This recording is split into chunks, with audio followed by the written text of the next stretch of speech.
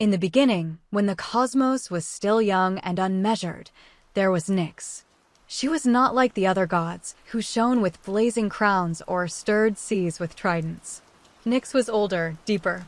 She was the velvet veil draped over creation, the hush between heartbeats, the womb of silence itself. Her cloak was stitched with stars, and her steps left shadows that lived. From her, many children came, each carrying some fragment of her mystery. Thanatos, who bore the stillness of death. Hypnos, who carried slumber like a hidden river. The Moirai, who spun, measured, and cut the threads of mortal lives. Some of her children were feared, others revered, but among them was a son who slipped unnoticed through the pantheon, a god of gentler design, Morpheus. Morpheus was not as commanding as his brother Thanatos, nor as absolute as the Moirai. His power was subtler, softer. He was the shaper of dreams, the one who carried images into sleeping minds. He bore no thunderbolt, no scepter, no crown. His only tools were the shadows of memory, the warmth of longing, and the faint glow of hope. As a child of Nyx, he grew in a grove hidden from mortal and immortal eyes alike. Poppies bloomed there in uncountable numbers, their scarlet petals whispering when the wind stirred them. This place, Nyx told him once, her voice like velvet pressing against his mind, will always be your home.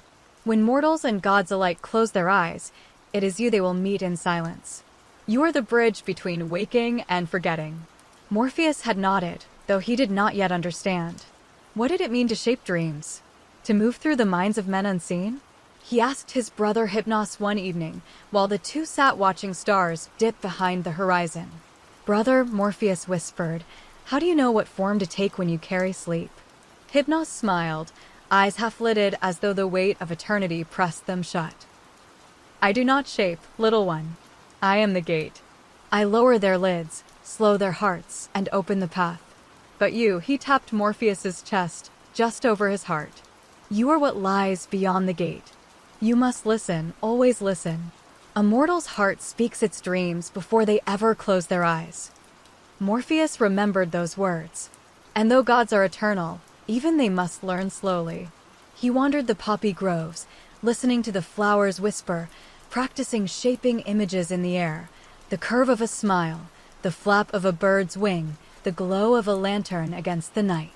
These were small things, but each shape pulsed with gentle life, dissolving like mist when his concentration wavered. Over time, he began to hear more than flowers. From beyond the veil of his grove, voices drifted in the sighs of mortals falling asleep, the laughter of children fading into dreams, the trembling fears of travelers.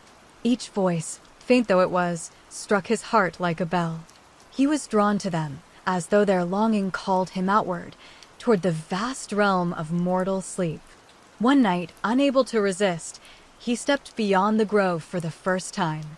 His poppy pouch slung across his shoulder, his feet silent on the air, he drifted above the mortal world. Below, a fisherman lay slumped against his boat, eyes shut. A child clutched a doll, shifting uneasily in her bed. An old man stirred in the dust of his hearth. Morpheus reached into his pouch, drew out a petal glowing faintly with starlight, and let it fall.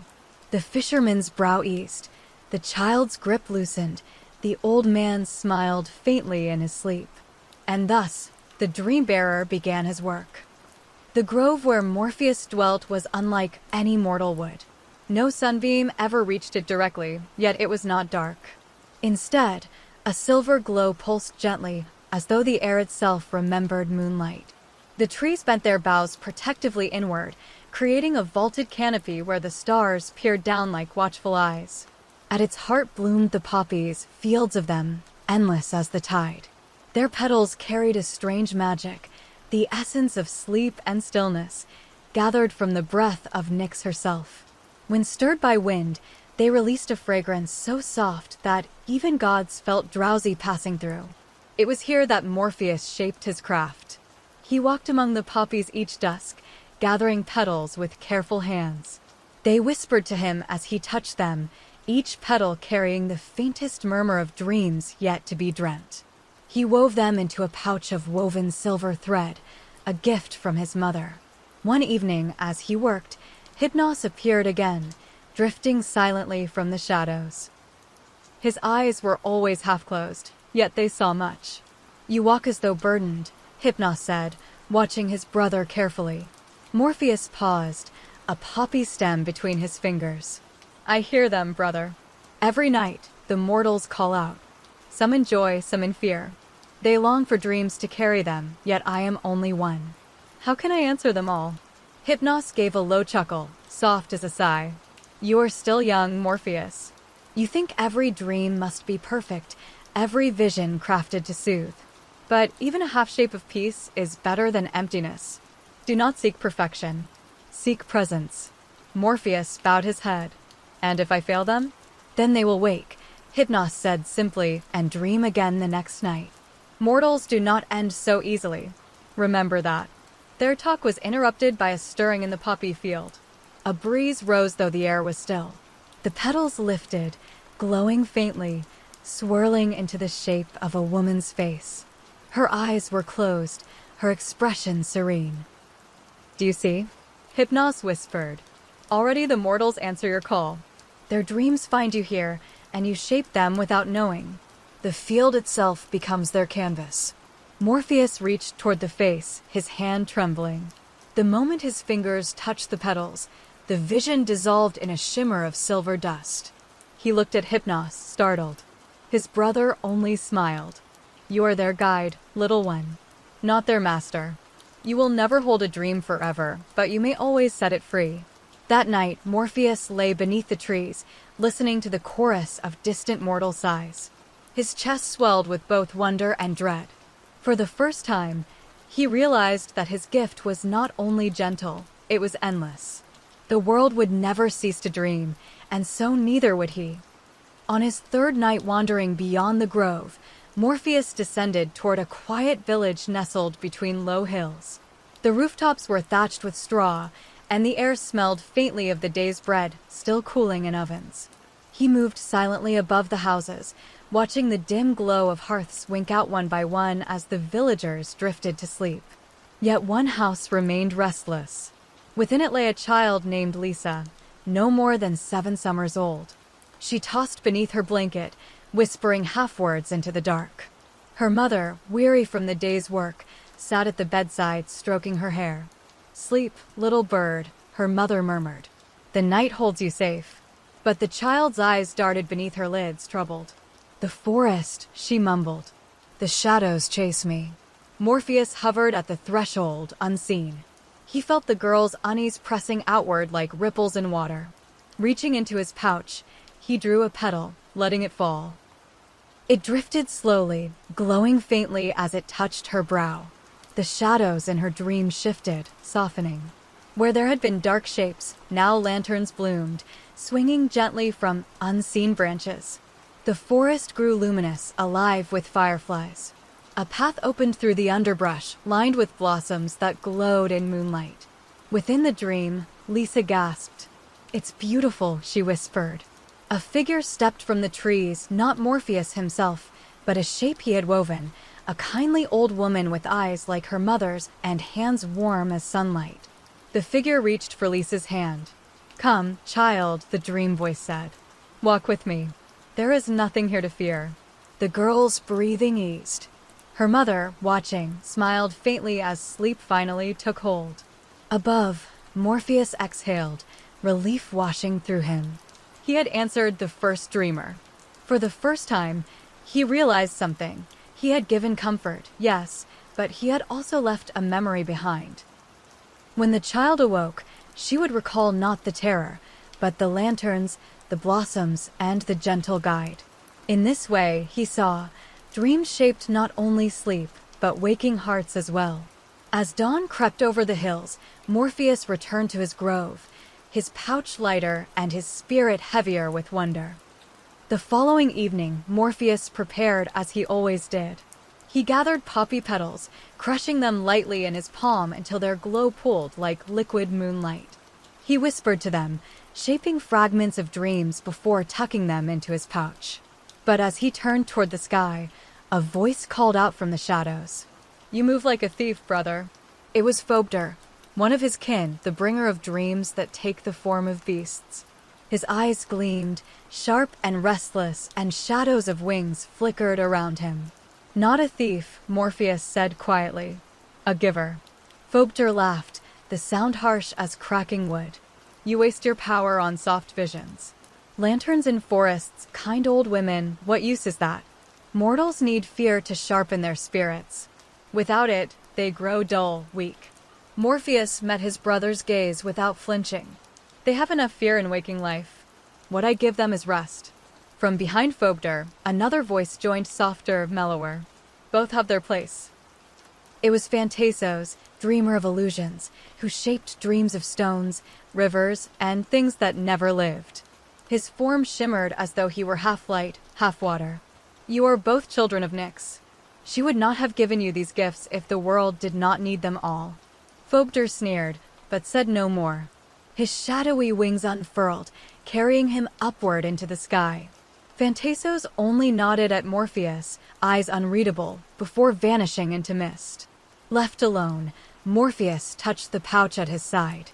His brother's words lingered. Was he too gentle? Too soft? Did dreams need shadows as well as light? That night, he walked among mortals more carefully, listening to their sighs and murmurs.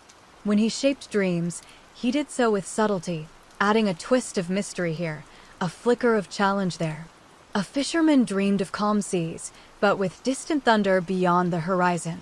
A mother dreamed of her child laughing, but the sound echoed from far away, urging her forward. Morpheus realized then that his work was not to erase fear or longing, but to balance them. He was not the absence of shadow, he was the gentle lantern that guided mortals through it.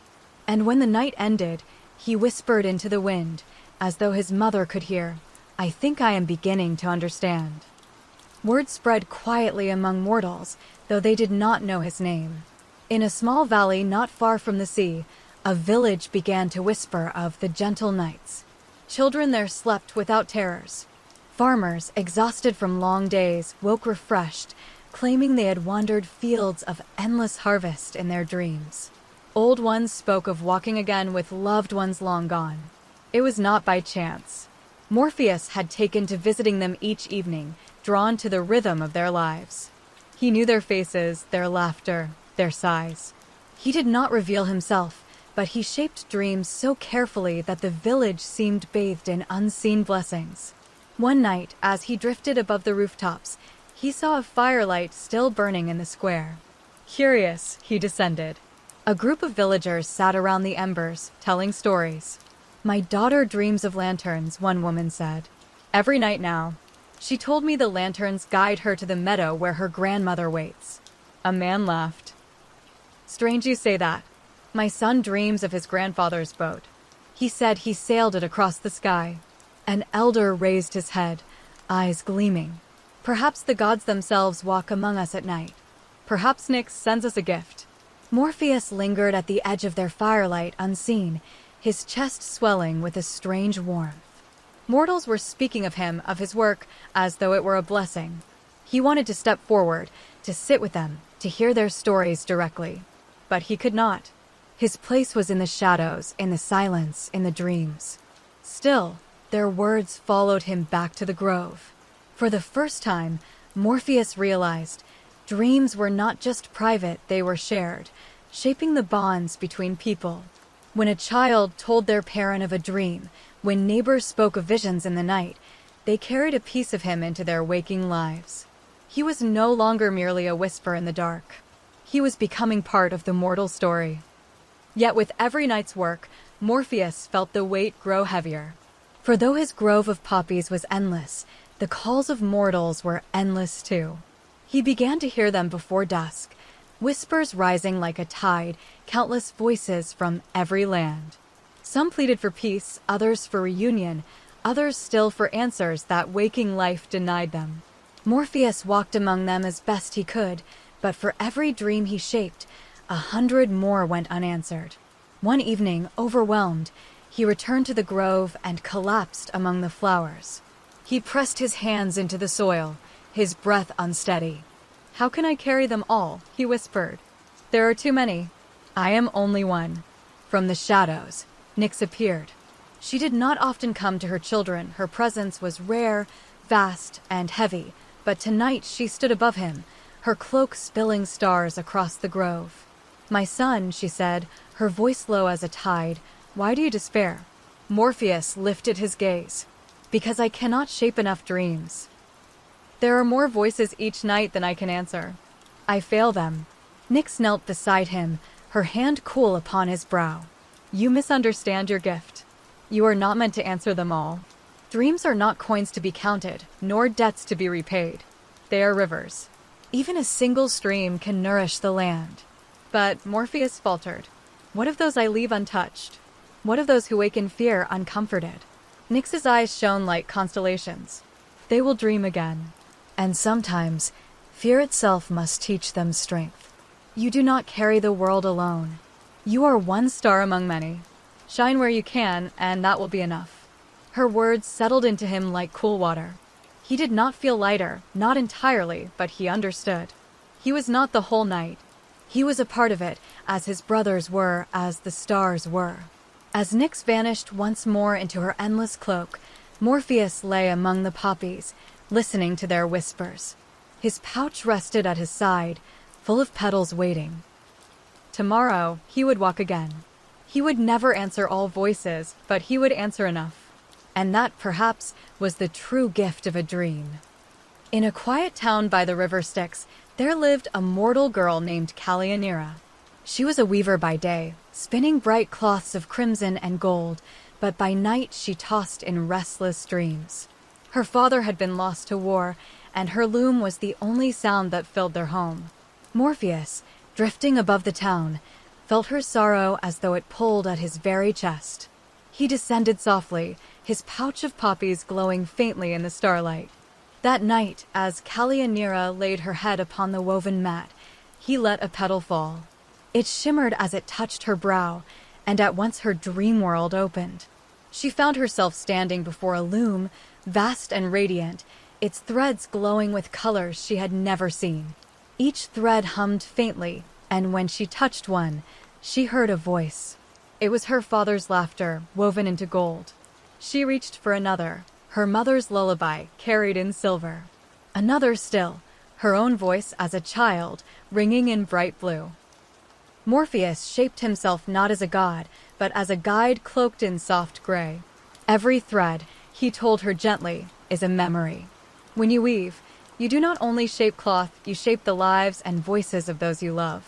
You carry them always, even in silence. Tears fell from Kalyanira's eyes, but her heart lifted.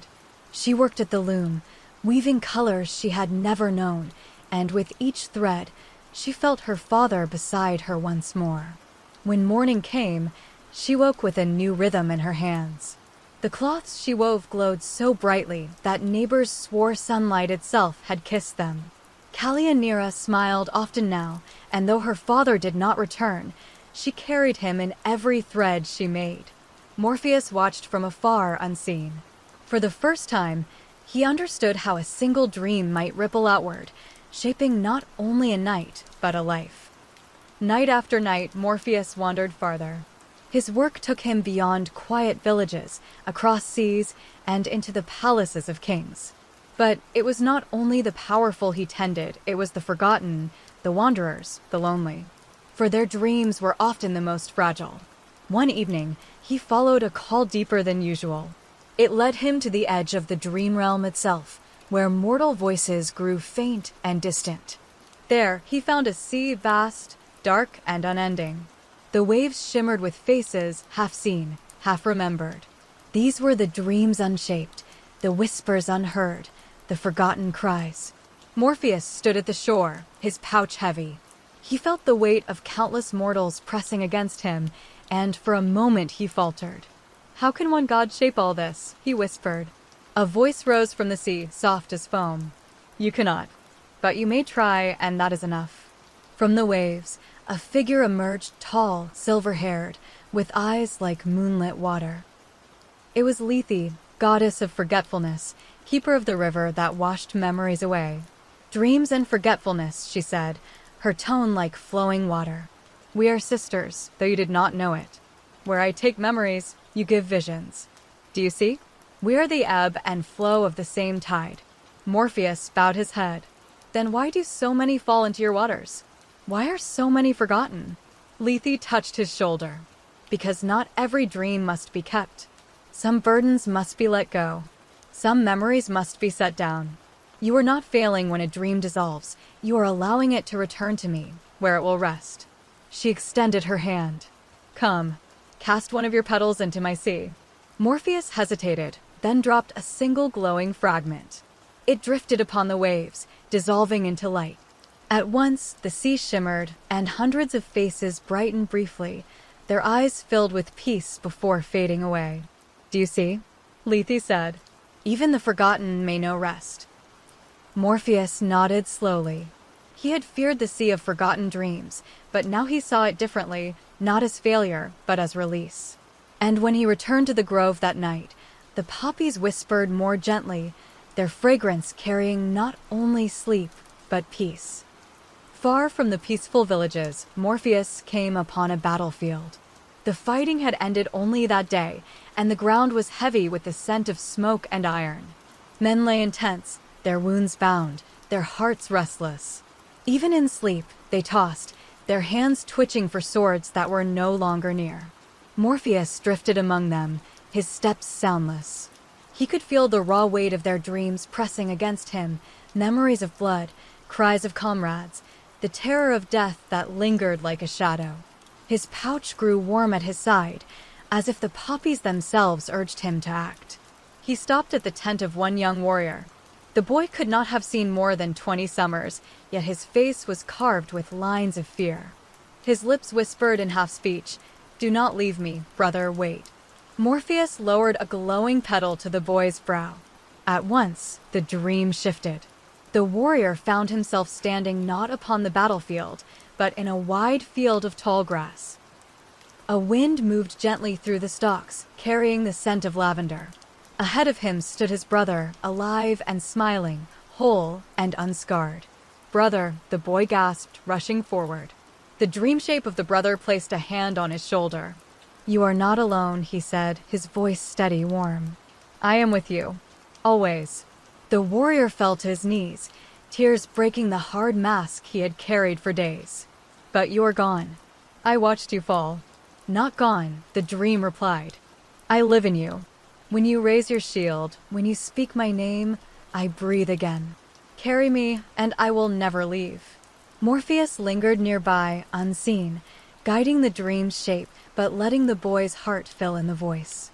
When morning came, the warrior awoke with tears still on his cheeks, but his breath was steadier. He rose not to fight again, but to live, carrying his brother's memory as a strength instead of a wound. And Morpheus, drifting from the camp, felt a rare stillness in his chest. Dreams could not undo death, but they could teach the living how to carry it. In another town by the riverbanks lived a man who made lanterns. His workshop glowed each evening, filled with frames of wood, paper stretched thin, and small candles waiting to be lit. He was old now, his hands unsteady, but the townsfolk came to him for lanterns every festival. Morpheus found him one night, slumped in his chair, staring at an unfinished lantern. The man sighed as he drifted toward sleep, whispering, "I cannot finish them this year. My hands fail me. The festival will pass without light." Hearing the sorrow in his voice, Morpheus reached for a petal. He shaped a dream around the man gently, weaving it with warmth. The old lantern maker found himself in a great hall, endless in size. Before him floated lanterns, thousands of them, each glowing softly. He touched one, and it lifted higher, drifting toward the ceiling like a star. He touched another, and it too rose. Soon the hall was alive with light, brighter than any festival he had ever seen. Morpheus appeared beside him, cloaked in gray, his face calm. "These are not lanterns of wood and paper," he said softly. "These are lanterns of memory. Every light you have made for your people burns still, long after the paper faded. Every festival carries your hands within it." The man wept, though his tears were full of joy. "Then I have not failed them?" "Never," Morpheus answered. "Even if you never build again, the sky will remain full of your light. When the old man awoke, he smiled for the first time in many days. Though his hands trembled too much to finish every lantern, he made one more, just one, and set it afloat upon the river. The town gathered, surprised, and they lit their own lanterns in his honor, filling the night sky with hundreds of stars. Morpheus, watching from above, felt the glow of the lanterns reach even his grove. He realized then that dreams did not fade when morning came. They lived on, carried in memory, in story, and light. In the shining city of Tiryns, high walls of stone rose above the land. Within them dwelled Queen Athelia, a ruler known for her wisdom and her unbending will. She kept her people safe from famine and war, yet for all her strength, she suffered a private torment. She could not sleep. Her attendants whispered that she spent each night pacing the marble halls, her crown still upon her brow, her hands restless. They left her lamps burning, but even light brought no comfort. Morpheus heard her unrest as clearly as a cry. Her sleepless voice reached him, sharp and brittle, a note that never softened. That night, he drifted into her chamber. She lay upon her couch, eyes open, lips pressed into a thin line. "Why do you deny yourself rest?" Morpheus asked softly, though unseen. His words brushed her thoughts like a breeze, stirring them into the dream realm. The queen stiffened, but her body was too weary to resist. At last, she slipped into half-slumber, and Morpheus entered. She found herself upon a throne, but not of marble. This one was carved of ice, cold against her skin. Around her stretched a frozen plain, endless and silent. Upon the horizon, her people stood far away, their faces hidden in fog. "I must not falter," she whispered. Her voice cracked in the empty air. "If I sleep, who will hold them safe?" Morpheus appeared beside her, cloaked in silver gray. Even mountains rest beneath snow. Even rivers pause in winter. Must a queen stand where even gods would kneel? Her eyes burned with defiance. "I cannot let go. If I do, the world will break." Morpheus raised a hand, and from the frozen plain came a sound, laughter. Slowly the fog thinned, and she saw her people not weeping, not lost, but singing as they worked together. Children ran, farmers tilled, women carried baskets. They did not look to her for every breath they lived. Athelia's eyes filled with tears. "They endure, even without me?" "They endure because of you," Morpheus said gently. "But they must also endure without you. Sleep is not weakness, Queen, it is strength returned." The ice throne melted, turning to warm wood. She sank back, closing her eyes, her crown slipping from her head. When dawn came, the queen's attendants found her sleeping peacefully, the crown upon the floor. She awoke later that morning refreshed, her voice softer but surer than before. "I will lead," she told her council, "but I will also rest. For no ruler should be greater than the rhythm of night and day." And Morpheus, returning to his grove, thought, even the strongest hearts may forget that rest is part of power. His gift was not only for comfort, but for balance. Far to the north, in a coastal town where the air smelled of salt and pine, there lived an artist named Darren. By day he painted walls and pottery for his neighbors, but his true passion was hidden. At night, when the town slept, he climbed to the cliffs and tried to paint the stars. But no matter how he mixed his pigments, his work disappointed him. "The sky is too vast," he muttered, staring at his canvases. "No hand can capture it." One night, as he slept fitfully in his workshop, Morpheus came. He let a petal drift to Darren's brow, and the dream opened like a canvas unrolled. Darren stood in an endless gallery. The walls stretched beyond sight, and on them hung paintings thousands, millions, each of them of the night sky. Some simple, some grand, some flawed, some breathtaking. "Who made these?" Darren whispered, awestruck. Morpheus appeared, his cloak a ripple of shifting grays. "Every dreamer who ever lifted brush to canvas," he said. "Every child who drew stars in the dirt, every poet who described the night. These are their works. Each is imperfect. Each is also eternal." Darren frowned. "Then what is the worth of mine among so many greater works?" Morpheus guided him to a painting that glowed faintly.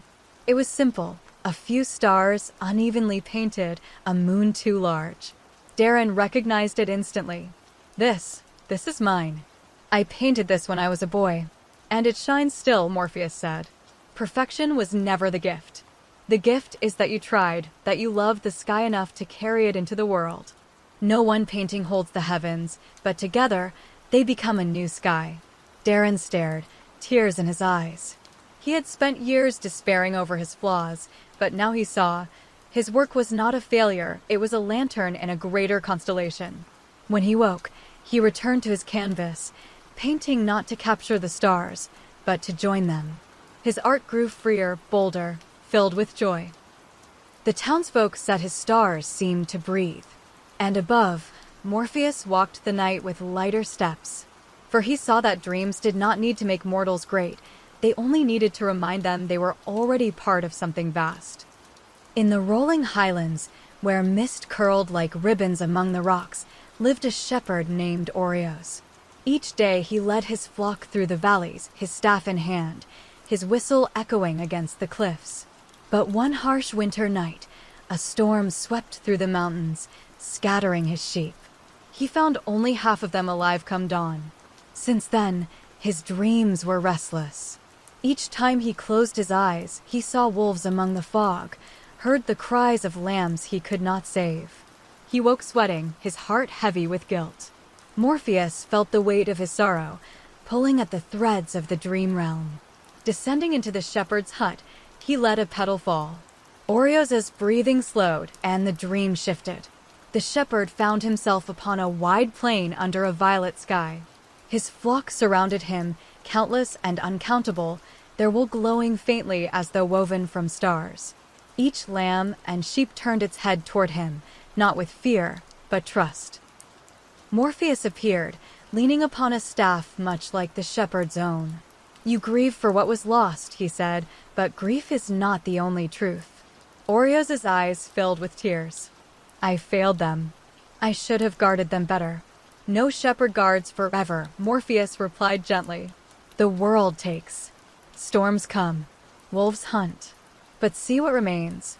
He raised his hand, and the star flock moved like water, surrounding Oreos in a living river of light.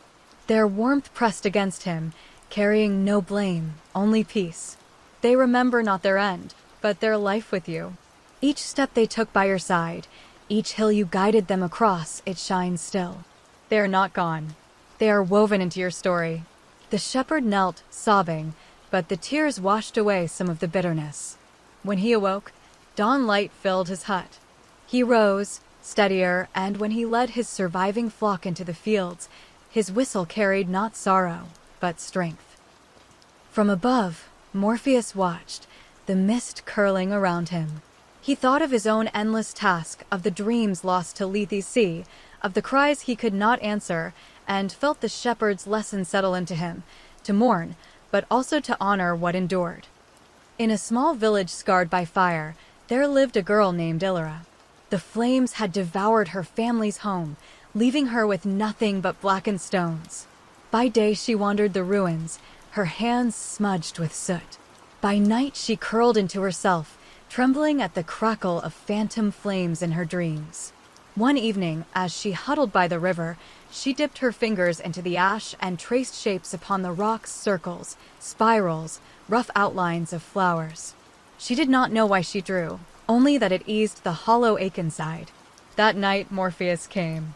He lowered a petal upon her, and the dream opened. Illyra found herself standing in a charred field. Smoke still hung in the air, but when she touched the ground, sparks of color rose from beneath the ash, reds, blues, golds, shimmering like paint. She gasped, sweeping her hand through it, and where her fingers passed, flowers bloomed. Morpheus stepped forward, his cloak rippling with shifting gray. "The fire took much," he said softly, "but it left you something, too. Ash is not only destruction. It is soil for what will grow." The girl's eyes widened. "I can make it live again?" "You already are," Morpheus replied. He gestured to the painted rocks she had left by the river. "Every mark you made was a seed. What you create now carries your family's memory forward. They are not lost in the fire, they live in your hands. Illyra reached into the ash again, drawing shapes upon the dream air. They blossomed into trees heavy with blossoms, rivers of color flowing where once was only black. She laughed for the first time since the fire, her voice bright and strong. When she awoke, the morning sun fell across her soot-stained fingers. She ran to the ruins and began to draw again, not to mourn, but to remake. Over time, the villagers joined her, painting walls and stones until the town became a place of color, a garden grown from ashes. And Morpheus, returning to the grove, felt the poppies stir in approval. He had seen it now, again and again. Mortals did not only dream to escape. They dreamed to remember, to rebuild, to begin anew. In a village along the coast, waves whispered to the cliffs, and gulls cried above the wind. Here lived a young poet named Lysandros, known for the music of his words, but only in his mind. For whenever he tried to speak his poems aloud, the syllables stumbled, faltered, and vanished. The villagers listened politely, but his heart ached with unspoken songs.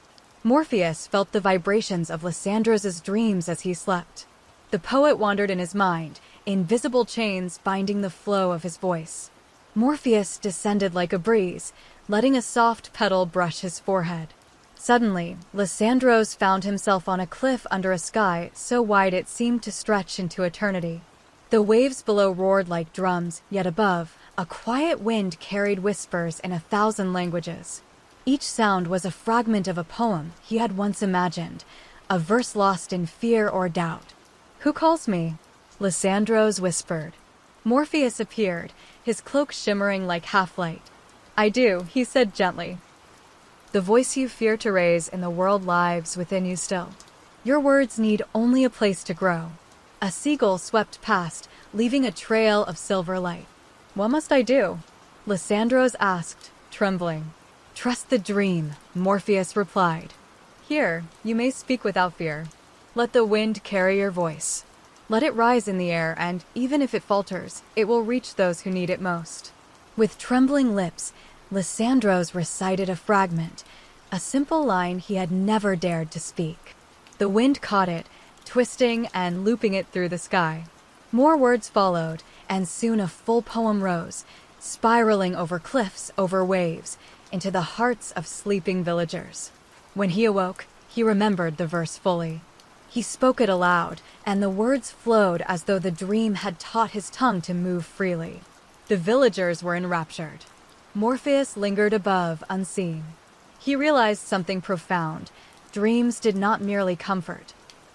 They unlocked courage, gave mortals the power to be themselves. Yet as he floated back to his grove, a chill touched the air, faint as a warning. Not all forces welcomed such empowerment. That night, Morpheus returned to the poppy grove, but something felt different. The stars above twinkled faintly, yet some seemed dimmer, as though wary. He walked among the flowers, gathering petals, but he could sense faint currents of unrest threading through the dream realm. From the shadows, a voice whispered, cold, distant, yet threaded with authority. "Why do you meddle so?" Morpheus froze. "Who speaks?" A ripple of darkness shaped into a figure, tall and indistinct. Only the voice was clear, resonant as stone. "Do you think mortals need dreams? Their lives are fleeting. Their joys are fragile. Why waste your power on illusions?" Morpheus's chest tightened. He had felt hints of this doubt before Phobder's Lethe's cold river, but this voice carried weight. He answered aloud, though no mortal could hear. "Dreams are not illusions. They teach, they heal, they give courage. Even in their fragility, they are stronger than fear, stronger than despair." The shadow hesitated. "And if they misuse what you give? If they grow arrogant, or blind themselves with false hope? Then their hearts will learn again," Morpheus said. "I do not shape the world. I shape a path through night, so they may walk bravely when they awaken. That is my duty, and it is enough." The figure wavered, then dissolved into starlight. A faint echo lingered, a reminder that not all forces understood the value of dreams. Even the vast cosmos sometimes doubted them. Morpheus knelt among the poppies, letting the chill fade. He understood now that his work was more than nightly visits. Each dream carried a weight he had never measured, a balance between hope and despair, memory and forgetfulness, courage and fear. And as the night deepened, he whispered to the stars above, as if promising, "I will walk among them, and I will not fail. Even if the world doubts, even if the gods whisper against me, I will guard the dream." Beyond the hills and rivers, deep in a forest untouched by mortals, there lived a strange, silent glade. Here, the trees did not creak with wind, and the streams flowed quietly, as though sound itself feared to disturb the peace. Yet in the heart of this wood, a young musician named Alara wandered, her lute abandoned at her feet. Alara had once been a child of music. Her songs could make flowers bloom faster, make birds hesitate mid-flight to listen, make rivers sparkle brighter in the sun.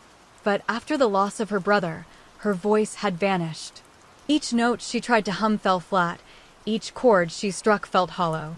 Morpheus sensed her grief from miles away, tugging at the fibers of dreams. That night, he descended into the glade, petals in hand, and let one touch her temple. The dream unfolded like mist over the forest floor. Alara found herself in a clearing filled with invisible instruments.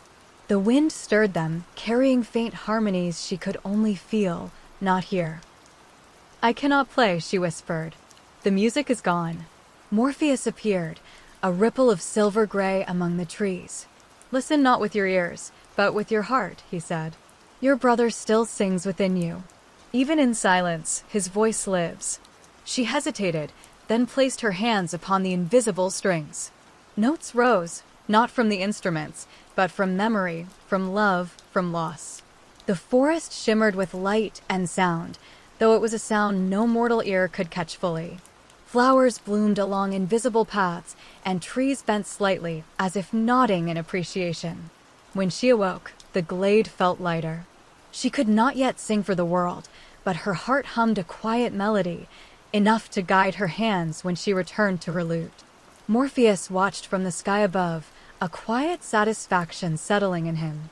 He realized that dreams did not always provide answers. They reminded mortals of what they had almost forgotten. Far south, along a slow, winding river, lived an elderly potter named Demetrios. For decades, he had shaped clay with patient hands, creating vessels both humble and exquisite. Yet his nights were haunted by regret. He feared that all he had made would vanish with him, leaving no trace in the world. Morpheus descended into Demetrios's dreams, carrying petals that glowed faintly with starlight. The potter found himself beside a river that flowed not with water, but with tiny, shimmering vessels. Each jar, bowl, and vase he had ever made drifted past him, shining with a faint, inner light. "I failed," Demetrios whispered. "All my work, it cannot last." Morpheus knelt beside him. "Every vessel you shaped carries a story. Every hand that touched it, every home that welcomed it, every thought it inspired, these are the currents that will endure. You do not vanish. You are the river itself." The dream shifted. The river swirled around Demetrios, lifting the vessels into arcs of light that traced constellations across the night sky. Stars formed the outlines of cups, bowls, and plates, all glowing faintly as they spun in patterns that made no sense and yet felt perfectly right. I can see it now," the potter said, awestruck. "My work, it flows onward." "Yes," Morpheus replied. "The river carries all that is offered with care and love. Some will sink into the depths, forgotten. Others will light the sky for centuries. Both are necessary. Both are part of the balance." Demetrios awoke at dawn with a quiet smile. He returned to his workshop with renewed patience, knowing that his hands shaped more than clay. They shaped continuity, memory, and hope. Morpheus lingered above, understanding more deeply that dreams were not ephemeral. They were threads in a tapestry that stretched far beyond a single life. High in the hills of Thessaly, a weaver named Talia labored night after night, spinning threads of gold and silver into tapestries that told the history of her village. She was meticulous, exacting, and proud, yet each morning she awoke frustrated, feeling that her work was inadequate, that her stories were incomplete. Morpheus sensed her dreams as she slept, the tension in her mind pressing against the veil of night. He descended softly, petals glowing faintly in his hand, and allowed one to brush her temple. Talia found herself in a vast hall of mirrors, each reflecting a tapestry she had made, or might have made, stretching to the horizon. This is endless, she whispered, turning slowly. No one could finish all this. I will fail. Morpheus appeared beside her, the air around him shimmering with gray light. Perfection is not the point, he said. Your work is not meant to exhaust the world. It is meant to endure within it. Each thread you weave carries the memory of care, the pulse of thought, the echo of your love for this village. Talia's reflection rippled, showing moments she had forgotten, the children marveling at a simple woven pattern, the elder smiling as he traced the edge of a tapestry. The neighbors gathered to tell stories inspired by her art. I never thought of it this way, she admitted. I thought only of completion, of finishing everything. The world is not finished, Morpheus said, and neither is a dream. Each step you take, each thread you lay, changes it in ways unseen. You do not fail because the tapestry is incomplete. You succeed because you weave it all. The mirror shifted, showing not failure but possibility, each tapestry a river leading onward into others, threads connecting across space and time. Talia gasped in wonder. She awoke, hands trembling, and returned to her loom with newfound patience and reverence. She no longer feared imperfection, for she understood that beauty is in the act of weaving itself, not only the final pattern. Above, Morpheus drifted back to his grove. He felt a quiet satisfaction, yet also a flicker of unease.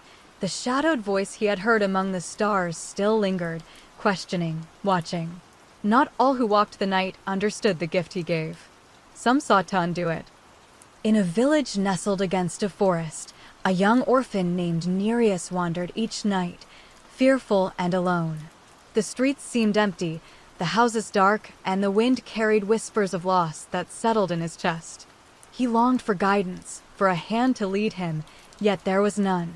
Morpheus felt the child's longing as he passed above, petals in hand. He descended into Nereus's dream, letting a single petal land upon his brow. The dream shifted immediately. The village streets became a winding path lit by silver lanterns, each casting a glow just enough to show the next step. Nereus gasped. Who walks with me? He asked.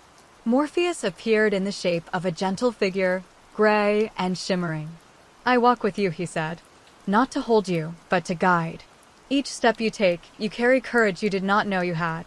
The path twisted through forests and fields, illuminated by moonlight that seemed to hum with quiet strength.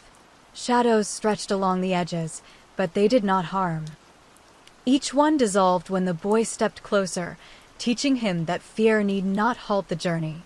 I've always been afraid, Nereus said, of the dark, of the night, of being alone. How do I keep going? Step by step, Morpheus said. The night is long, but you need not see its end.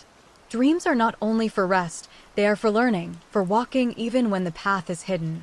As Nereus moved forward, he began to notice small wonders, the rustle of leaves, the glow of fireflies, the soft hum of distant water. Each detail was a reminder that he was not truly alone, that beauty could exist even in shadows. By the time he awoke, dawn touched the village, and he faced the day with steadier steps, carrying within him the memory of the moonlit path. Morpheus returned to his grove, feeling the weight of the night's work settle into him. The world's grief and joy were infinite, yet each dream left a spark. Each life touched was a tether to hope. And though the shadowed voice lingered in the cosmos, questioning, Morpheus felt a stronger truth take root. Dreams were necessary, and he would walk among mortals to defend them, no matter what forces doubted their worth. In a valley of gentle slopes, a farmer named Myron toiled daily, tending fields that seemed always to yield less than he imagined. Despite his hard work, the crops fell short, the soil stubborn, and his heart heavy with frustration. Night after night, he dreamed of the harvest he could never reach, of rows that grew too short, of fruit that rotted before he could gather it. Morpheus, drifting above, sensed the tension in Myron's mind. That night, he descended into the farmer's dream, letting a glowing petal touch his temple. The dream opened to a field larger than any he had ever seen, rows stretching endlessly into mist, ripe and golden. Myron gasped. This is everything I've ever wanted." Morpheus appeared, the gray of twilight shimmering around him. "Look closely," he said. "Do you see how the harvest stretches endlessly? There is no end here. To seek it as a measure of your worth is to chase shadows." The farmer frowned. "Then I am not meant to be satisfied?" "You are," Morpheus replied. "Satisfaction is not in reaching the end, but in tending the fields, in nurturing the growth, in seeing what flourishes under your care. The dream shows abundance, but it is guidance, not a final prize." Myron walked through the endless fields, touching stalks, feeling the earth beneath his fingers, sensing the hum of life in every root and leaf. Slowly, he understood the harvest was not only fruit, but effort, attention, and love for the land. Even failure carried meaning, even small growth mattered. When dawn came, Myron awoke with a steadier heart. He returned to the fields, no longer obsessed with the unattainable, but mindful of the richness already present. Morpheus watched from above, feeling the quiet weight of countless lives touched. Each dream, even one so seemingly simple, strengthened the invisible threads that held hope and patience in the world. Yet, as the stars faded, a faint unease lingered at the edge of his consciousness. The cosmic voice that questioned his work had not disappeared. Some force in the universe still doubted the value of the dreams he nurtured. In a small city walled by stone, a boy named Cale lived with a secret sorrow. Behind a locked door in his attic, he kept drawings, letters, and small toys, memories of a family lost to sickness long ago. By day, he hid his grief beneath a mask of cheer.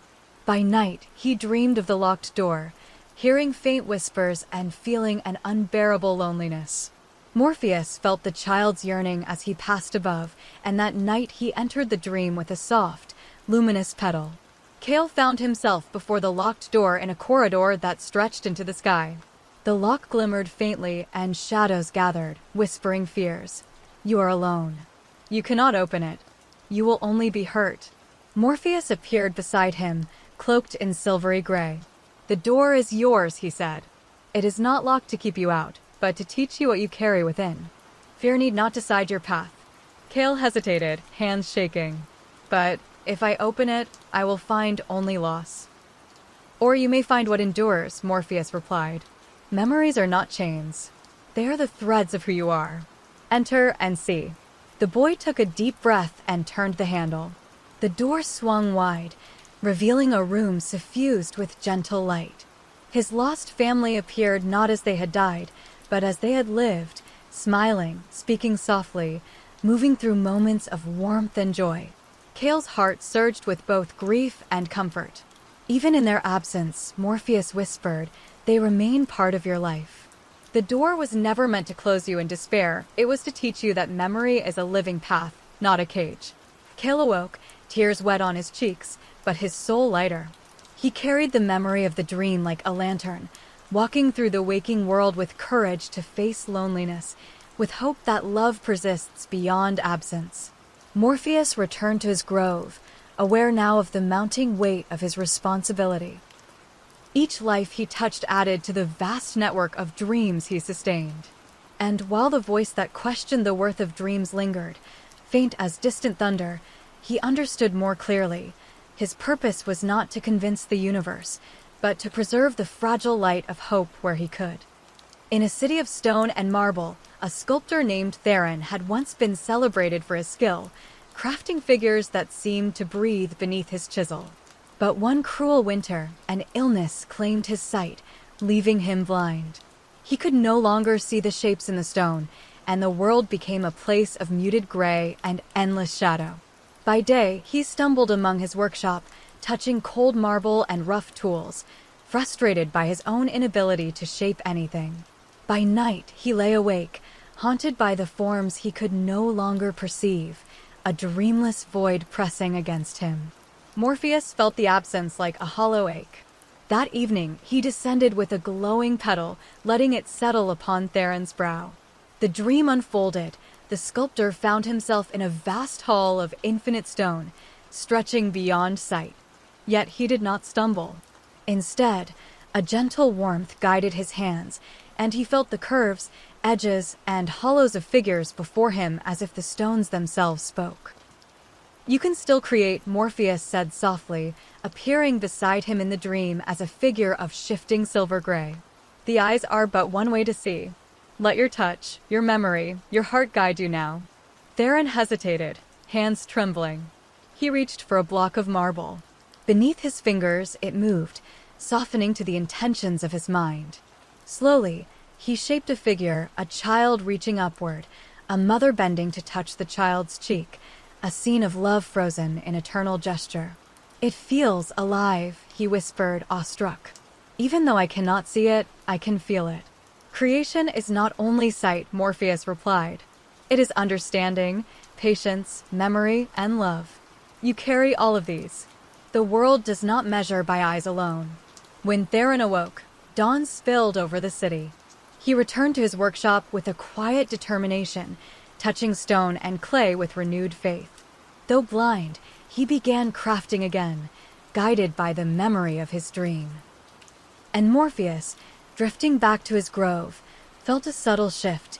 Each dream left a tangible thread in the waking world, a bridge between hope and action.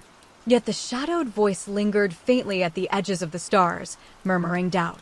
Some cosmic force watched, testing whether his gift could endure the scrutiny of the unseen.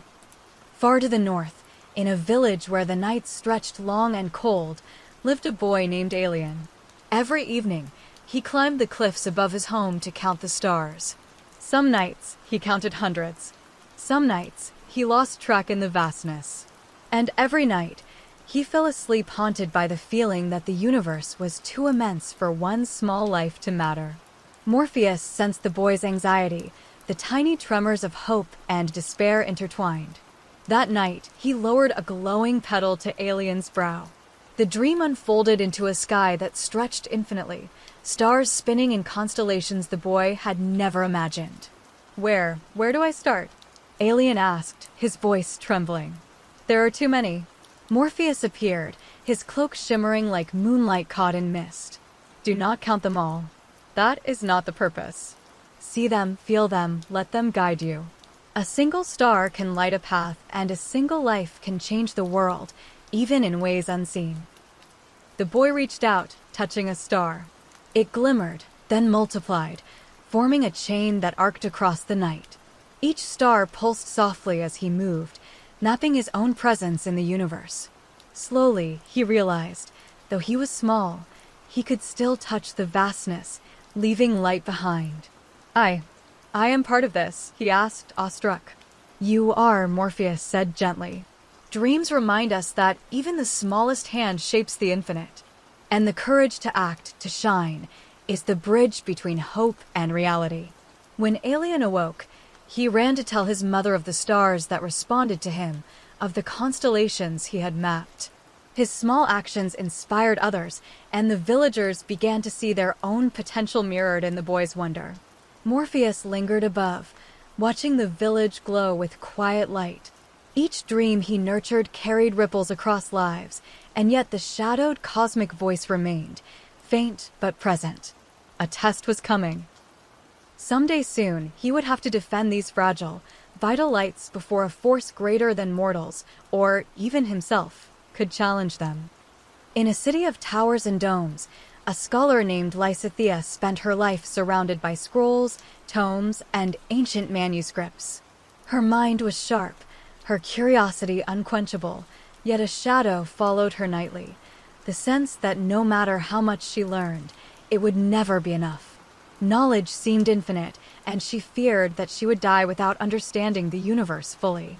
Morpheus felt the weight of her anxiety as she slept, a dense, pressing fog in the dream realm. That night he descended, petals in hand, letting one fall gently upon her temple. Lysithea's dream transformed instantly, She stood in a library that stretched beyond the horizon, shelves reaching into clouds, scrolls floating like stars, books whispering secrets she could not yet read. I cannot know it all, she murmured, overwhelmed. It is endless. Morpheus appeared beside her, the gray of twilight shifting around him like rippling silk. No one can, he said softly. Even gods cannot contain all knowledge. Wisdom is not measured by the breadth of understanding, but by the courage to seek and the patience to follow the path that is open to you. Lysithea hesitated, then walked along a glowing path of books. Each one she touched revealed not all knowledge, but pieces she could understand. Scenes unfolded, moments of compassion, mistakes corrected, discoveries shared. Slowly, she realized that every choice she made, every lesson she learned, formed a network that shaped the world more than any single volume could. I see now, she whispered. It is not the end I need, but the journey. Exactly, Morpheus said, smiling faintly. The library is endless, but so is your courage. The path itself carries meaning. You are not failing. You are alive, learning, and giving what you can. When she awoke, Lysithea carried a quiet serenity with her. She returned to her studies, no longer burdened by the impossible, but embracing each discovery with joy.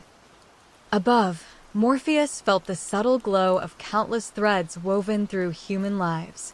Even as the cosmic voice lingered faintly in the distance, he understood that each dream strengthened the network of hope, knowledge, and courage.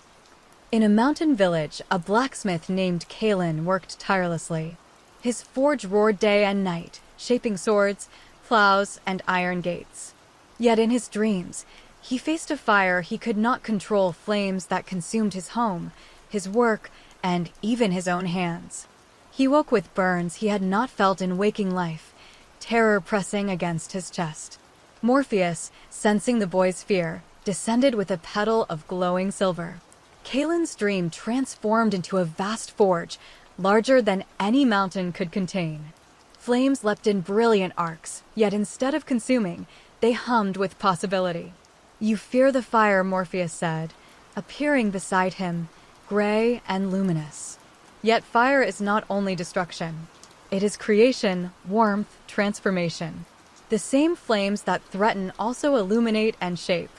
Kalen hesitated. But what if I fail?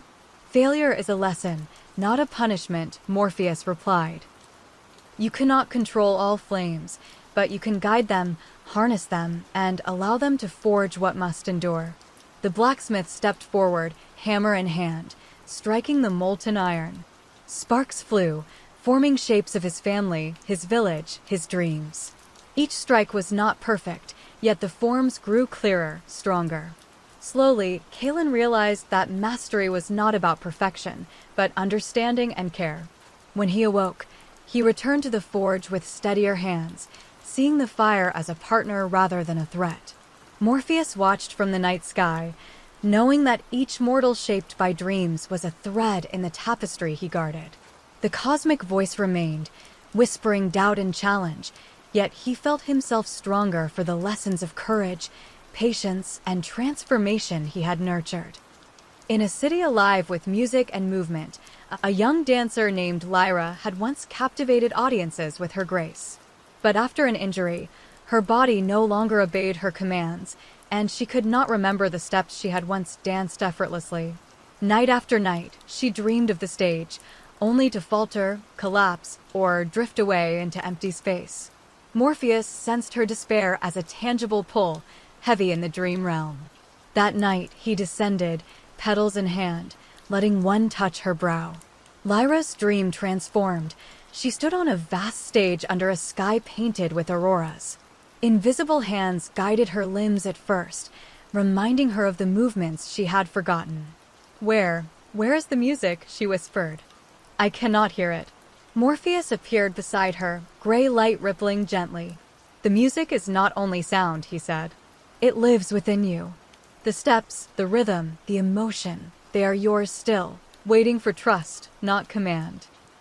Lyra hesitated, then lifted her arms, feeling the flow of motion and memory as a current beneath her skin.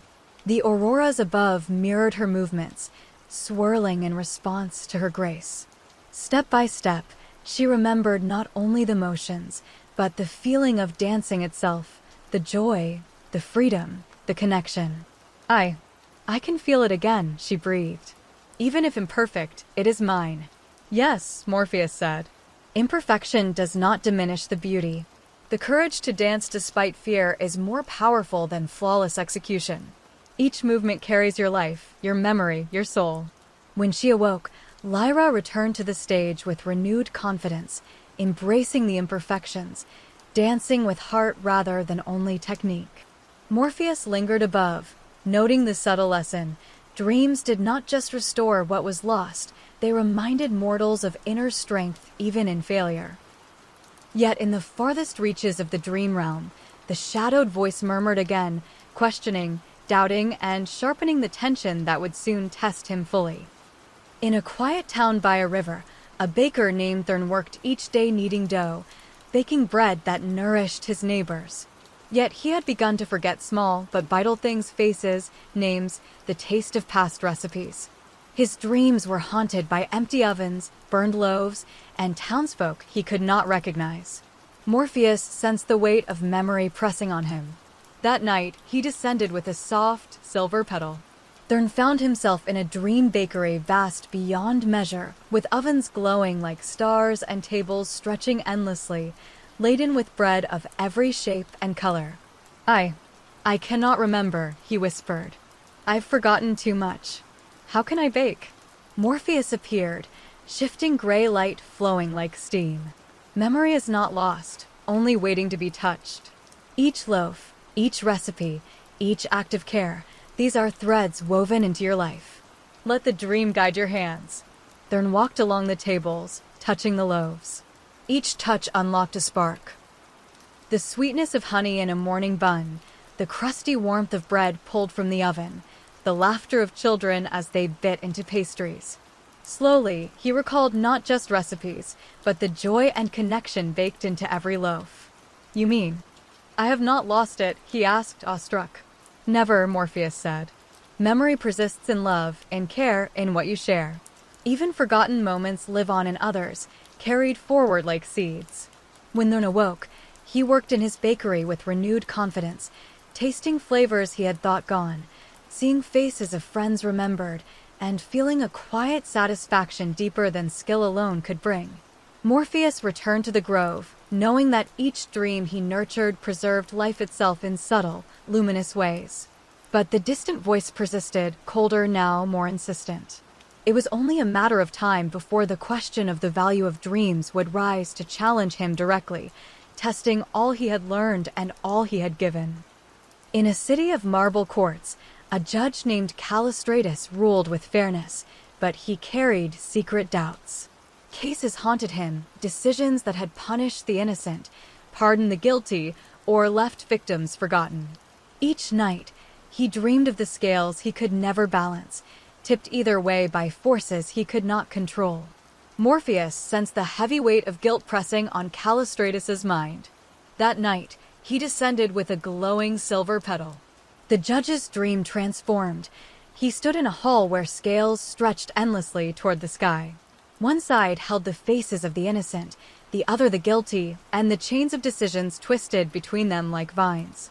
I have failed them all, Callistratus whispered. No choice brings justice. I can never balance this. Morpheus appeared, light and gray flowing like molten silver. Justice is not a perfection to reach, but a path to walk. Each decision, each act of fairness carries weight. You are not failing because the world is imperfect. You are learning to guide it through what is possible. The scales shifted under his hands, not perfectly, yet each adjustment sent waves of understanding across the endless hall. The faces of victims and offenders alike were softened by context and memory, showing that actions taken with care ripple beyond immediate judgment. Callistratus knelt, tears blurring his sight. I see. I cannot make the world perfect, but I can do right where I am. That is enough. Yes, Morpheus said. Your path is not measured by flawlessness, but by intention and courage. Even when the outcome is uncertain, your guidance matters. When Callistratus awoke, he carried a new resolve to weigh decisions with care, accepting imperfection as part of the law and life. Morpheus returned to his grove, sensing that mortals could grasp the essence of justice only through dreams that reflected complexity and compassion. Yet the shadowed voice persisted, its questions sharper, as though testing not only mortals, but Morpheus himself. On the northern seas, a captain named Ariston commanded a small fleet. Once confident and decisive, he had recently faced a storm that destroyed ships, sank cargo, and claimed the lives of sailors he could not save. Night after night, he relived the tempest in dreams, the waves towering impossibly, the wind screaming accusations. Morpheus sensed the captain's fear and guilt as a trembling current. He descended with a petal of glowing silver. Ariston's dream transformed. He stood upon the deck of a vast ship, oceans stretching endlessly, waves rising like mountains. The wind tore at the sails, yet below, unseen, the crew moved with purpose and calm. "You failed them," Ariston shouted against the storm. "I should have guided them better." Morpheus appeared at the prow, silver-gray light rippling like waves. Failure is not a single moment. You cannot command the sea, nor can any mortal command fate. Your courage, your guidance, and your care are what give life a chance to endure. The storm raged, yet Ariston felt a shift. The waves responded to his choices, not perfectly, but meaningfully. He adjusted sails, directed crew, and acted with intention rather than fear. Slowly, the chaos transformed. The storm became a challenge to navigate, not a force to blame, each decision carrying weight, but not hopelessness. I cannot save all," he admitted, voice shaking. "But I can save some. I can do what is mine to do." "Exactly," Morpheus said. "The world is vast, the storm's inevitable, but your heart, your mind, and your courage are anchors for those who follow you. That is your measure, not the unreachable ideal." When Ariston awoke, he faced the day with steadier hands and calmer heart. Morpheus drifted back to the grove, aware that these trials were shaping him as much as the mortals. Dreams did not merely soothe, they trained, tested, and strengthened the hearts that walked between sleep and waking. And far above, beyond the poppy fields and forests, the shadowed voice stirred once more, moving closer, preparing to challenge the guardian of dreams in a way he had never faced. In a bustling city of trade and gold, a merchant named Eryx prospered, yet each night his dreams were haunted by the sudden disappearance of his market. Stalls emptied, coins vanished, and goods rotted in his hands. He awoke with a sense of dread, convinced that all his efforts were meaningless. Morpheus sensed the panic that clung to Eryx's spirit. That night, he descended with a soft, silver petal, brushing it against the merchant's brow. The dream shifted. Eryx found himself in a city where streets twisted endlessly, filled with stalls that shimmered like mirages. Some glowed with abundance, others lay empty. I cannot sustain it," Eryx cried. "Everything disappears, no matter how hard I work." Morpheus appeared beside him, the cloak of twilight rippling with gentle light. "The world is not always under your control," he said. "What endures is not wealth, but intention, diligence, and the care you place into every action. You cannot save everything, but what you nurture leaves echoes beyond the moment." Eryx walked among the shimmering stalls. Coins spilled like water, yet some transformed into seeds that grew into trees laden with fruit. Goods vanished into the wind, only to become paths for others to follow. Slowly, he understood. The measure of success was not permanence, but impact, influence, and care. "I see now," he whispered. "Even when I lose, I still leave a mark." "Yes," Morpheus said. "Dreams show what cannot be controlled, yet they also reveal the value of effort and heart. Your work ripples beyond your sight. That is enough." When Eryx awoke, he approached the market with steadier hands and calmer mind, willing to embrace impermanence, seeing opportunity where before he had only loss. Morpheus returned to the grove, aware that mortal lessons shaped the threads he wove, and that the shadowed voice, patient and relentless, was drawing nearer. In a quiet village by a river, a physician named Phaedon cared for children with fragile health. One child, little Maya, teetered between life and death night after night. Phaedon's dreams were haunted by her suffering. He could neither heal her fully nor prevent the fear in her parents' eyes. Morpheus sensed the weight of responsibility pressing on the healer's soul. That night, he descended with a silver-gray petal, letting it touch Phaedon's brow. The dream unfolded into a vast garden, each plant representing a life in his care. Some thrived, others wilted despite his tending. "I have failed them all," Phaedon whispered. "No medicine, no knowledge, no care can save everyone. How do I keep going?" Morpheus appeared, his cloak rippling like calm water. "You are not measured by what you cannot save, but by the care, courage, and knowledge you bring. Life is fragile, but every effort preserves hope, even if the outcome is beyond your grasp." Phaedon moved through the garden, touching plants that had withered. They released seeds that floated upward, sprouting elsewhere, carrying the essence of what he had done. Even Maya, who faltered in the dream, glimmered faintly among the new growth. I cannot save all, but I can nurture some," Phaedon admitted. "Exactly," Morpheus said. "Hope lives where care is given. Even failure ripples outward in ways unseen. You cannot hold the world, but you can guide it."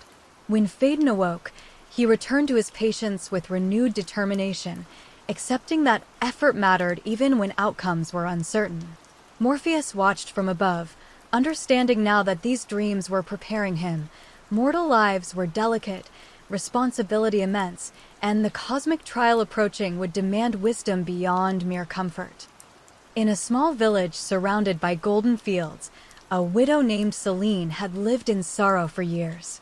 Her husband had been taken suddenly by illness, and every night she dreamt of him walking away, leaving her behind. She would wake with a tightness in her chest, as if the emptiness of the dream had spilled into her very heart. Morpheus felt her grief as a tangible weight, pressing on the strands of the dream realm. That night, he descended with a glowing silver petal, letting it settle on her brow. The dream opened to a twilight field, bathed in the soft glow of countless lanterns. Each lantern floated gently, carrying echoes of laughter, shared meals, and tender words she and her husband had exchanged. I cannot stop missing him," Selene whispered, tears streaming down her face. "Every moment without him is unbearable." Morpheus appeared beside her, his form shimmering gray like half-light between dawn and dusk. "Grief is not weakness," he said. "It is the measure of love. Your sorrow shows that your heart was full, but it need not chain you to despair. See the light he leaves behind, the moments you shared, they are yours forever." Selene walked among the lanterns, reaching for each one. As she touched them, memories bloomed around her, not as chains, but as warm, living presences. She felt the laughter, the touch of hands, the comfort of shared silence. Slowly, she realized that while her husband was gone, the essence of him lived on in her heart, in the lives she touched, and in the love she continued to give. I can carry him with me," she whispered. "Even if he is not here, I can live." "Yes," Morpheus said softly. "The living remember the dead not by clinging to loss, but by walking forward carrying love in every step. Grief teaches, but it also transforms. You may feel the pain, but it can guide you, not destroy you." When Selene awoke at dawn, she felt a strange calm. Though she would always miss her husband, she embraced the light he had left behind, ready to live fully again. Morpheus returned to the grove, understanding the lesson anew. Dreams heal by showing mortals the threads of love and memory that survive even the greatest absence. Yet, at the edges of his consciousness, the shadowed voice stirred again, whispering doubt and challenge. In a city of spires and endless libraries, a scholar named Isidore devoted his life to uncovering secrets lost to time. One night, he dreamt of a book bound in shadow, its pages whispering truths that could change the world, but at the cost of unimaginable danger. He feared that if he read it, he might unleash chaos, yet he could not resist. Morpheus felt the pull of temptation, doubt, and fear entwined in the scholar's mind. That night he descended, petals glowing faintly with silver light. Isidore found himself in a library of infinite height, shelves stretching into clouds, the forbidden book resting upon a pedestal in the center, glowing with dark radiance. "I must know," Isidore whispered, hands trembling. "If I read, I will understand everything. But what if I destroy what I love?" Morpheus appeared, gray light shimmering around him like mist over water. "Knowledge is a double-edged gift," he said softly. "The mind hungers for truth, but the heart must guide the hand. To know is to bear responsibility. You may seek answers, but you must choose the path that preserves life, love, and hope." Isidore approached the book, hesitant. Shadows stretched across the library floor, whispering doubts. "You will fail. You will harm. You will regret." But he remembered Morpheus's words, closing his eyes to feel the weight of responsibility. I will learn what I can without harming others," he said. Slowly, the book's glow shifted, not threatening, but guiding him to pages that revealed knowledge useful and safe, insights that illuminated but did not destroy. He felt the thrill of discovery, tempered by care and restraint. Morpheus nodded. "Courage is not the absence of temptation, but the wisdom to choose rightly. Even in the pursuit of knowledge, your heart must guide you." When Isidore awoke, he returned to his studies with renewed clarity. The forbidden knowledge had not been lost, it had been tempered by the dream. Morpheus watched from above, understanding that the moral complexity of human choices was as important as courage, love, or memory. Each dream he nurtured prepared mortals, and himself, for the coming confrontation.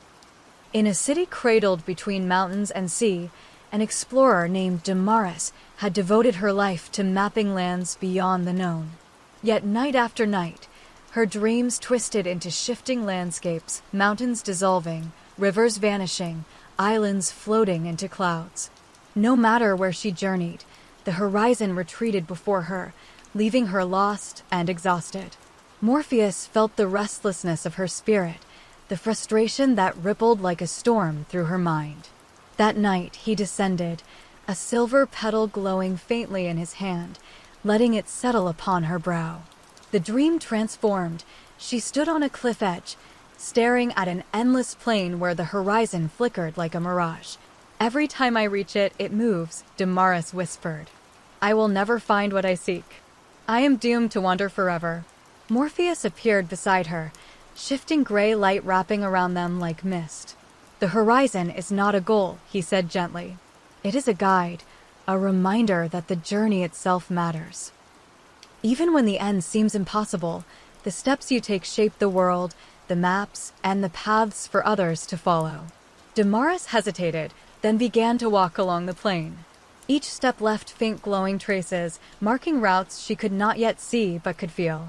Rivers flowed where her feet touched, mountains rose to her vision, and the winds carried whispers of discoveries yet to come. Slowly, she understood. The measure of an explorer is not in reaching the final destination, but in courage, curiosity, and the willingness to move forward despite uncertainty. I see now," she whispered. "The journey itself is my achievement." "Yes," Morpheus replied.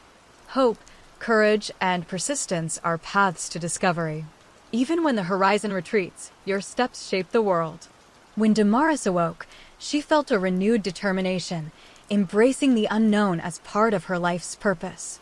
Morpheus returned to his grove, reflecting on the lesson. Dreams not only guide mortals, but test the guardian who shepherds them, reminding him that purpose is not a final point, but a continuing path.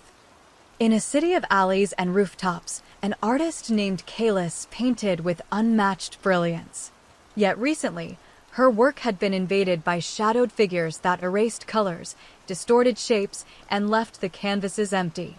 She dreamed of endless paintings she could not complete, the beauty slipping away as her brush hovered helplessly above the blank surface.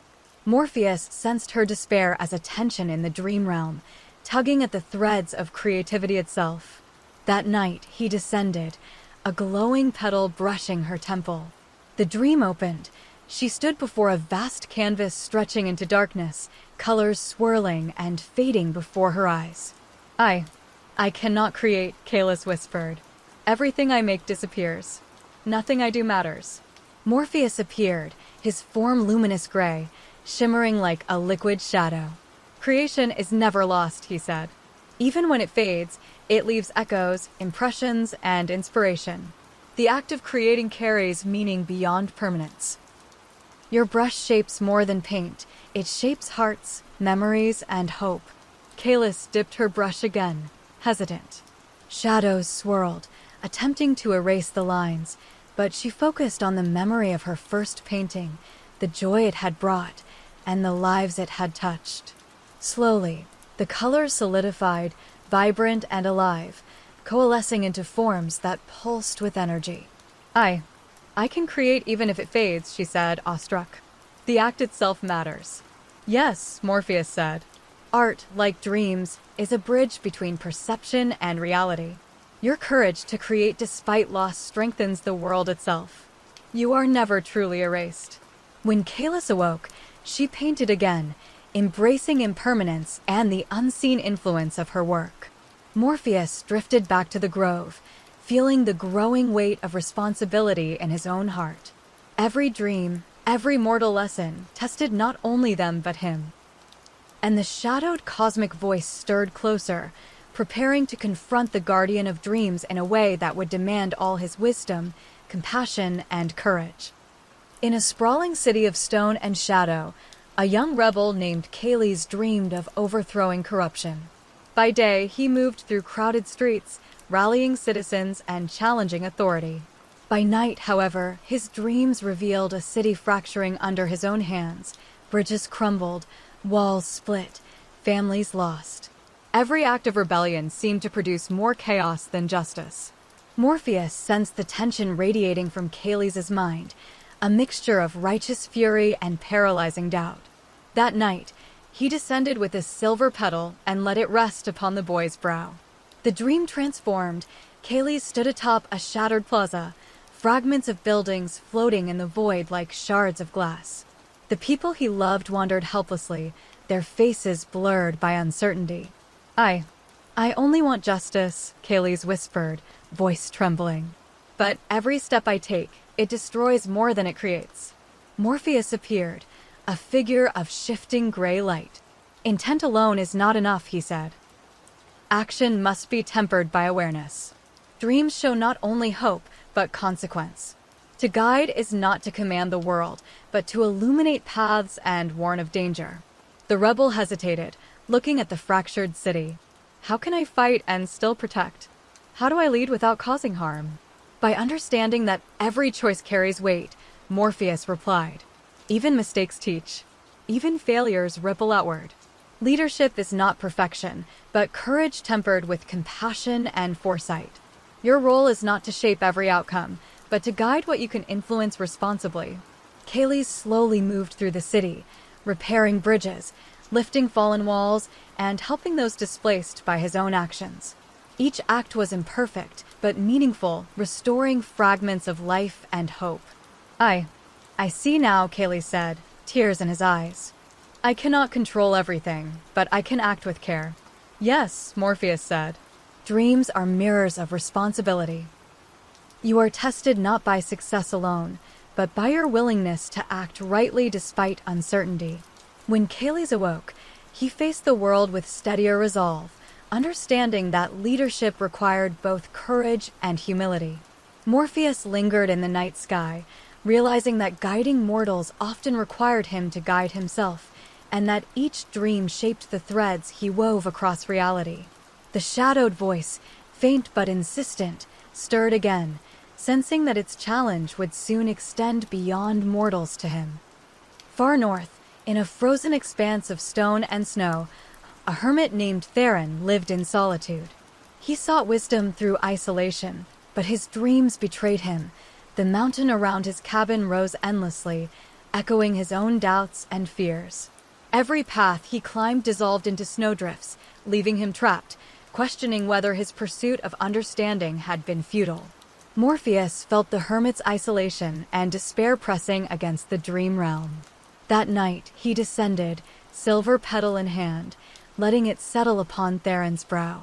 The dream transformed. The mountains stretched infinitely, cliffs shimmering like ice, and winds carried whispers of every fear the hermit had ever felt. I will never reach the summit, Theron whispered. All my effort is for nothing. Wisdom is beyond me. Morpheus appeared beside him, gray light rippling like frozen mist. Wisdom is not a final peak, he said. It is the act of climbing, of learning with every step. Dreams are not only guides, they're teachers. Even when paths vanish, understanding grows in the journey itself. The hermit hesitated, then began climbing again, noticing tiny landmarks he had overlooked, a stone shaped like an owl, a frozen flower, an echo of a song carried on the wind. Slowly, he realized that the mountain was not a barrier, but a reflection of his own spirit. Each challenge mirrored his persistence, patience, and insight. I understand, Theron whispered. The journey is itself wisdom. Every choice, every step, carries meaning. Yes, Morpheus said. Even solitude teaches. Even failure guides. The mountain mirrors your spirit, showing that your perseverance matters more than the summit. When Theron awoke, he no longer feared his isolation. He understood that his search for wisdom was not futile, but shaped by every step and every lesson he absorbed. Morpheus drifted back to the grove, realizing that mortals' dreams tested not only them, but him as well. Every challenge refined his understanding, yet the shadowed voice lingered, its presence growing ever closer, preparing to question the very foundation of his authority. In a city of towers and telescopes, an astronomer named Lysandros devoted his life to studying the heavens. Night after night, he charted stars, plotted their courses, and dreamed of understanding the vast universe. Yet in his dreams, the sky fractured, stars fell like rain, constellations unraveling into darkness, leaving him powerless to prevent cosmic destruction. Morpheus sensed the astronomer's despair, a trembling pulse that echoed through the dream realm. That night, he descended, silver gray petal in hand, letting it settle on Lysandros's brow. The dream opened into an endless night sky, stars tumbling like fire, their light scattering across a void that seemed infinite. I cannot stop them, Lysandros cried, panic in his voice. Everything I study, everything I understand, it falls away. Morpheus appeared beside him, his form shimmering like moonlight on water. You are not meant to control the cosmos, he said gently. The universe is vast, and some things are beyond your grasp. What matters is what you do within your reach, how you interpret, understand, and preserve what is precious. The astronomer hesitated, reaching for the falling stars. Each touch did not stop their descent, yet it redirected their light into small orbits, forming new patterns, constellations of possibility. Slowly, he realized that even when the heavens seemed chaotic, his actions left ripples, shaping beauty and order within what he could influence. I see, he whispered, awestruck. Even when I cannot save everything, I can preserve some light. Yes, Morpheus said. Dreams reveal what you can guide, not what you can command. Even in chaos, hope persists. Each act of understanding, each choice guided by care, shapes what endures. When Lysandros awoke, he returned to his observations with renewed purpose, aware that knowledge alone was insufficient without intention and care. Morpheus lingered above, reflecting that mortal struggles with cosmic forces mirrored his own looming trial. The shadowed voice stirred closer, waiting to test the guardian of dreams directly. In a city filled with echoing concert halls, a musician named Thalia dreamed of composing a symphony that would capture the essence of life itself. But in her dreams, the music faltered, notes vanished before reaching the score, instruments broke silently, and the orchestra disappeared into empty halls.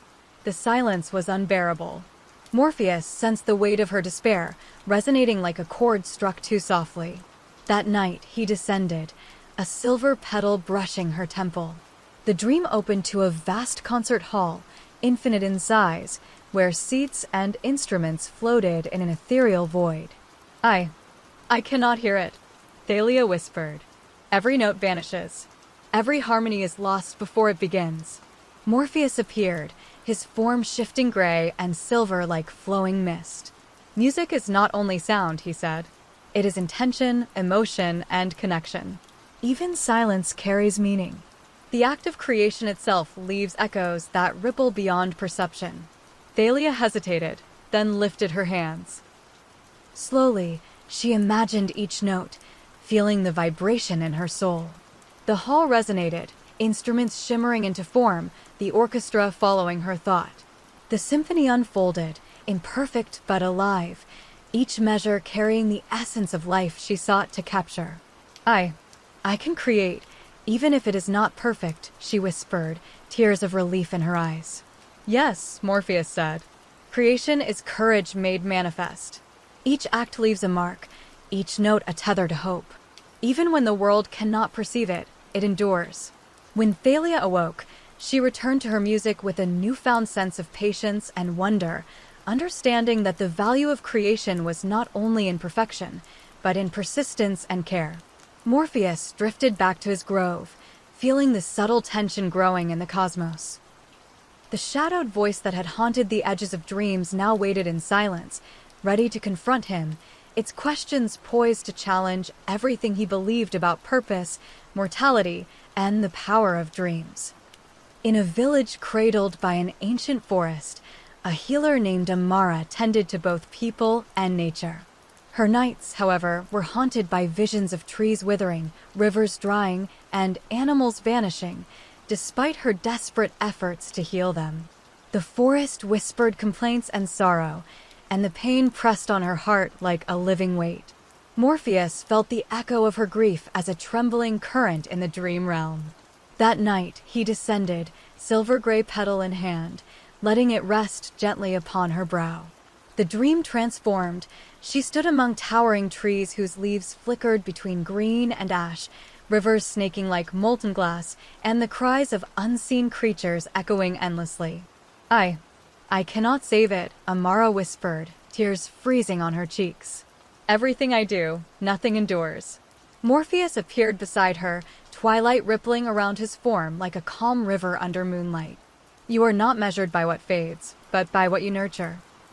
The forest reflects not only life, but the choices you make within your reach. Even small acts create ripples across time.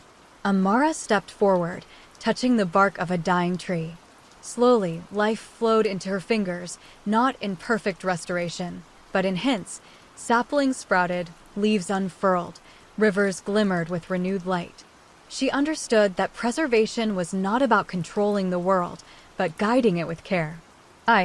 I can help, even if it is not perfect, she whispered. Yes, Morpheus said softly. Courage, compassion, and patience are threads that weave resilience.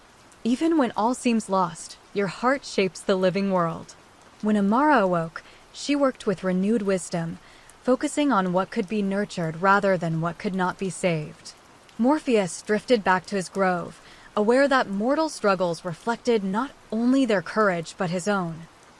The shadowed voice stirred faintly at the edges of his consciousness, a prelude to the coming confrontation that would test his very purpose. In a city of stone walls and banners, a warrior named Kalen trained tirelessly to protect his homeland. Yet night after night, his dreams betrayed him. The sky shattered, clouds like glass falling, mountains crumbling, and people he swore to defend vanishing into darkness. He awoke trembling, questioning whether his strength could ever matter. Morpheus felt the resonance of fear and doubt from the warrior's mind, a trembling echo across the dream realm. That night, he descended, silver gray petal in hand, letting it rest upon Kalen's brow. The dream transformed. He stood on a battlefield where the sky above fractured endlessly, shards of light and darkness falling around him, threatening to engulf all. I cannot protect them, Kalen cried, voice breaking. All my strength, all my skill, it is nothing. Morpheus appeared, gray light rippling like molten silver. Strength alone does not define purpose, he said. The measure of a protector is courage, judgment, and wisdom. Even when the world seems unyielding, the choices you make shape what survives. Kalen lifted his sword and faced the falling sky. Each strike did not stop the shards entirely, but guided their descent, protecting clusters of villagers, forests, and homes. Slowly, he realized that his power was not in absolute control, but in careful, purposeful action. I see now, Kalen whispered, sweat and ash covering him. Even if I cannot save all, I can preserve some. I can act with care.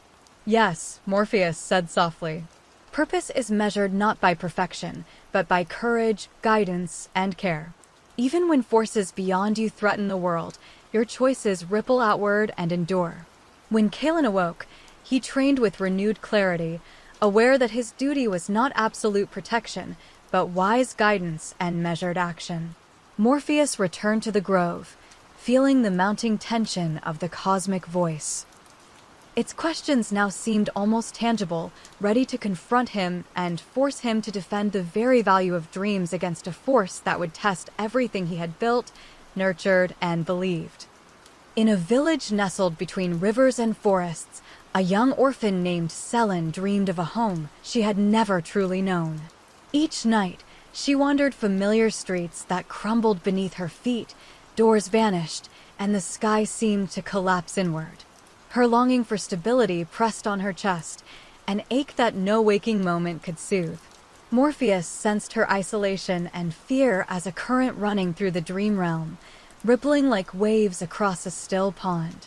That night, he descended with a silver-gray petal, letting it rest upon her brow. The dream transformed, Selin found herself walking along streets that shimmered like glass, empty yet alive, where buildings whispered memories of laughter, love, and warmth she had never truly received. I have nowhere to go, she whispered, trembling. Every place I reach disappears. I am always alone. Morpheus appeared beside her, his form shifting like twilight mist. A home is not only walls or roofs, he said softly. It lives in the care you give, the connections you nurture, and the courage to keep moving forward. Even when everything seems to vanish, you carry your home within you. Selin hesitated, touching the walls around her. Slowly, fragments of light gathered, forming spaces filled with warmth, laughter, and memory, echoes of kindness she had experienced, shared, or imagined. Each touch solidified the street, showing her that even fleeting moments could build a lasting foundation. I can create my own home, she whispered, awestruck. Even if it is only in small ways, I am not lost. Yes, Morpheus said. Hope is found in what you nurture, not only in what is given. Even the smallest acts of care and courage can build a home, a sanctuary for the heart. When Selin awoke, she faced the day with steadier resolve, seeking and creating connections wherever she went. Morpheus drifted back to his grove, feeling the threads of human resilience entwining with his own growing awareness. Each dream he tended mirrored a challenge he would soon face himself. The shadowed voice stirred more insistently, as though testing not only mortals, but him as the guardian of dreams. In a city of narrow streets and windswept balconies, a poet named Lyran labored to compose verses that captured the essence of beauty and sorrow. But in his dreams, words fractured mid-sentence, meaning dissolved, and the stories he sought to tell evaporated before his eyes. Every morning he awoke haunted by the fragments, fearing he could never create anything of lasting value. Morpheus sensed the despair threading through Lyran's mind, a subtle reflection of doubt that tugged at the dream realm itself. That night he descended, a silver-gray petal brushing the poet's temple. The dream opened. Lyran stood in an endless hall of mirrors, each reflecting incomplete verses, impossible rhymes, and dissolving metaphors. I cannot write, Lyran whispered. Every word vanishes. Everything I feel cannot be expressed. Morpheus appeared, flowing gray light rippling around him. Creation is never lost, he said. Even fractured words carry meaning. The act of expression leaves echoes, ripples, and inspiration. Even imperfection shapes understanding. Lyran hesitated, then spoke aloud the fragments he remembered. Slowly, they began to weave themselves into stanzas, imperfect yet alive. Each line resonated with emotion, memory, and subtle wisdom, forming a tapestry of thought that endured even as other lines faded. I see now, he whispered. Even if my words are imperfect, they still matter. They still live. Yes, Morpheus said. Courage, persistence, and care leave traces beyond perception. Dreams show mortals that creation is as much about effort and intention as it is about perfection. When Lyran awoke, he returned to his poetry with renewed patience and confidence, understanding that imperfection carried its own power. Morpheus drifted back to the grove, aware that these mortal struggles reflected his own forthcoming test. The shadowed voice would not challenge mortals, but him. And the threads he wove through dreams would soon demand defense. In a city of glass towers, a young seer named Ilias had the gift of glimpsing possible futures. Yet each night, his dreams twisted into visions of calamity, cities crumbling, fires consuming forests, loved ones disappearing.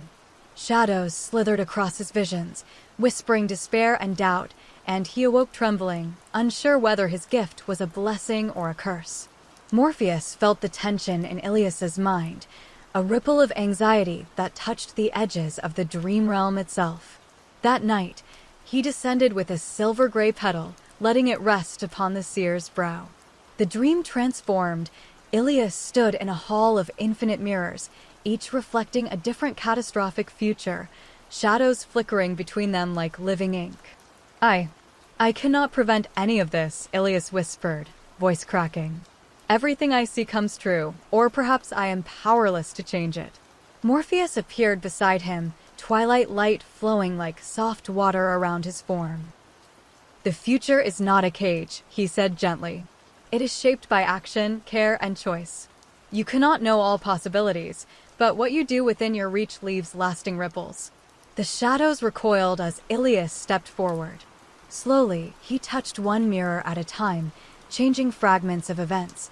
A fire redirected, a path cleared, a child rescued.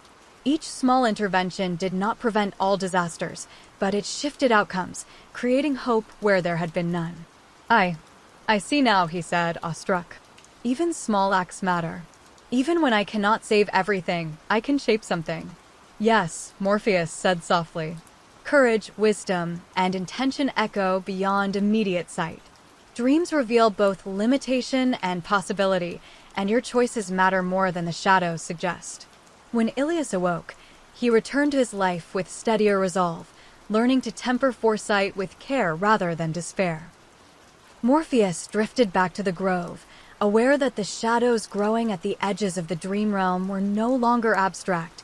They were probing, testing him as the guardian himself. In a city of marble halls, a sculptor named Kalia carved figures of exquisite beauty. Yet her dreams were haunted. Statues came alive, then twisted into grotesque forms, whispering doubts, fears, and accusations that mirrored her own insecurities. Each morning she awoke exhausted, questioning whether creation was worth the cost. Morpheus sensed the tension and the mirrored shadows emanating from her mind, a reflection of his own growing doubts. That night he descended, silver-gray petal in hand. The dream transformed. Kalia stood in a cavern of white stone, figures around her breathing, moving, and whispering fragmented accusations, shadows twisting in impossible forms. I cannot control them, Kalia whispered. Everything I create turns to fear, to chaos. Why do I even try?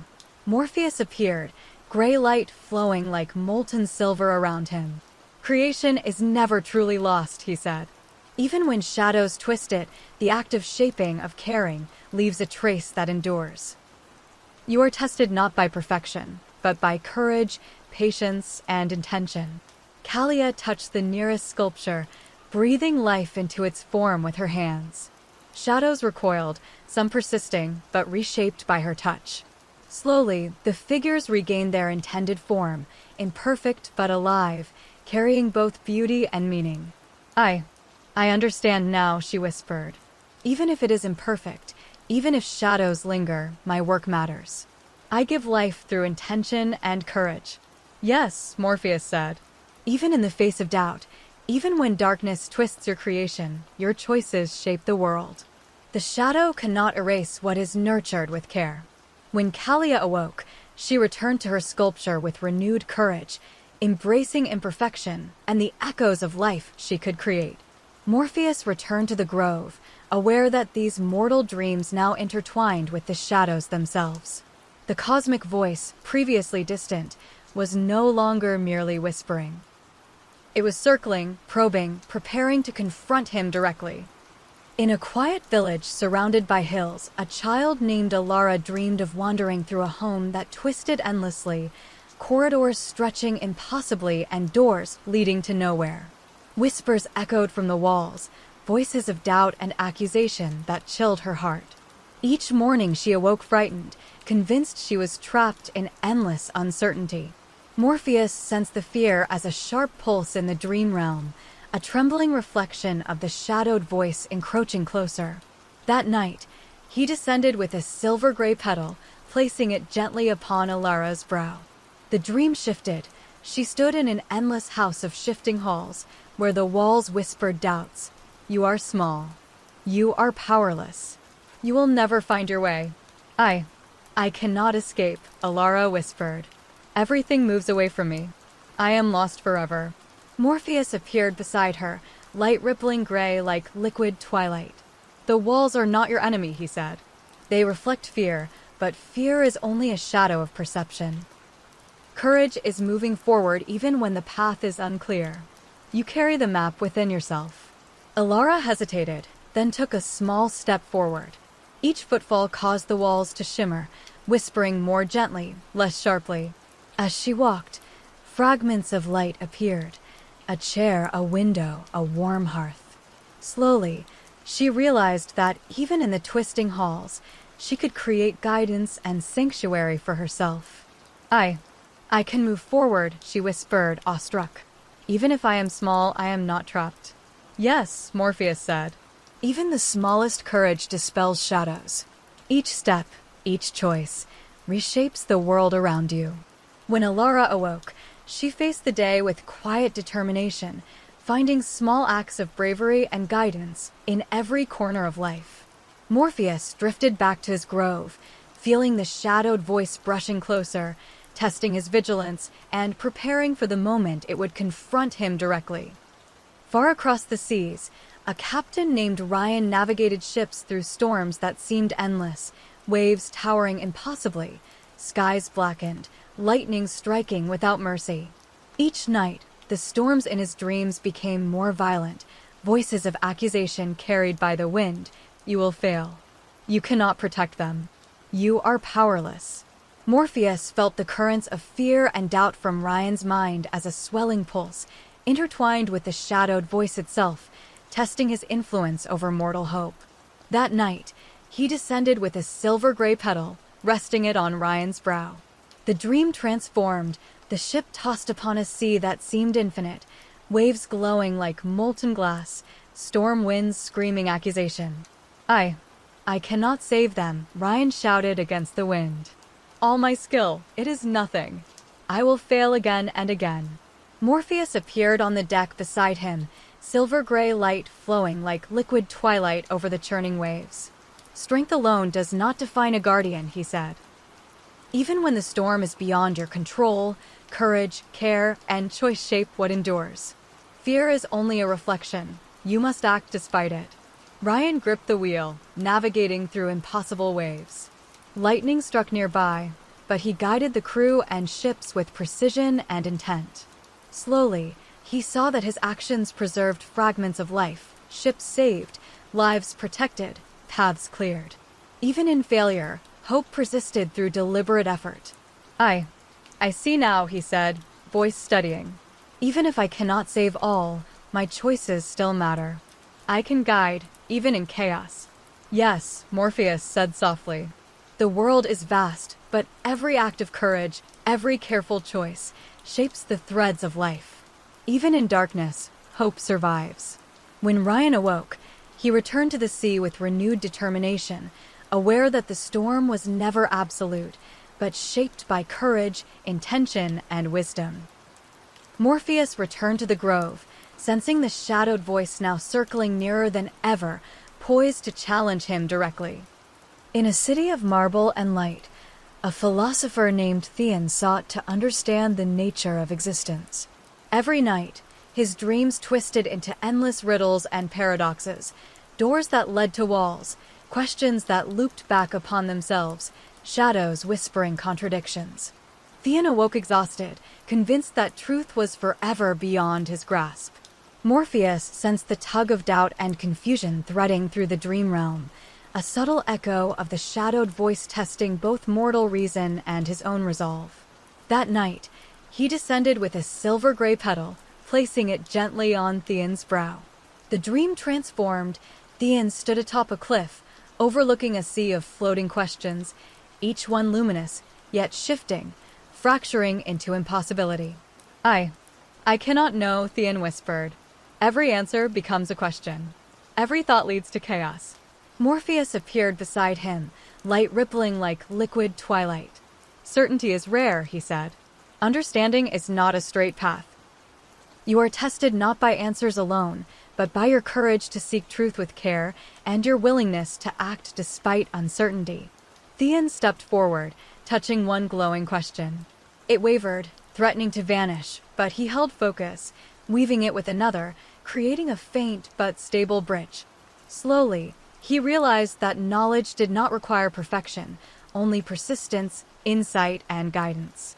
I see now, he whispered. Even imperfect understanding has value.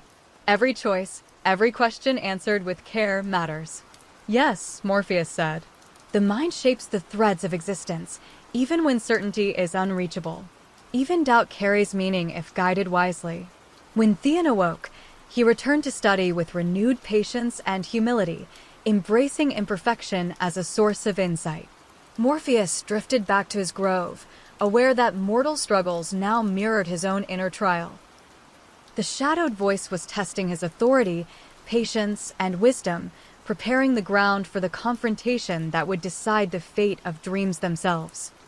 In the grove of mortal and immortal dreams, Morpheus walked among flowers that shimmered with starlight, petals drifting like silver-gray whispers. Yet tonight, a deeper ripple disturbed the calm. The shadowed voice, patient and subtle, began manifesting directly not through mortal dreams, but through the air itself, through the leaves and the soft hum of the grove. A figure appeared, form indistinct yet commanding, light and shadow woven together. Its voice echoed both within the grove and inside Morpheus's mind.